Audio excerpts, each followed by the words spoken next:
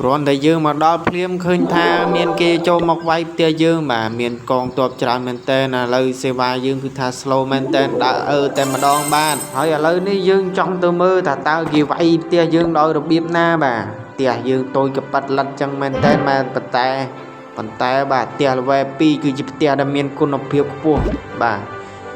ឥឡូវយើងអាប់អីក៏អាប់អត់កើតដែរបាទយើងជំរាបបន្ទាប់យើងមានតែអាប់ផ្ទះទេបាទឥឡូវយើងអាប់លបងសិនអាប់វាមិចទាំងអស់បាទមិចរបស់វានេះគឺត្រឹម level 2ទេអ្នកទាំងអស់គ្នាបាទឥឡូវយើង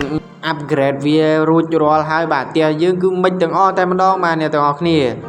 ឡូវយើងដំណាក់កាលចុងក្រោយយើងមានតែ update ផ្ទះទេបាទ upgrade ផ្ទះទេបាទសំទោសហ្នឹងហើយអ្នកទាំងអស់គ្នាខ្ញុំព្យាយាមឆែកខ្លាំងមែនតើថាតើមានអ្វីដែលត្រូវអាប់ទៀតបាទឥឡូវជាងយើងមិនមែនរវល់ទេឥឡូវយើងអស់កាក់តែម្ដងឥឡូវយើងមានអីដែលត្រូវអាប់ទៀតមើលទៅទេមិនអស់ហើយបាទ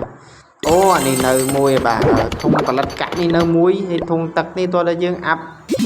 grade ផ្ទះយើងទើបអាចឡើង level បានអ្នកនរគ្នាឥឡូវនេះយើងឃើញថាកន្លែង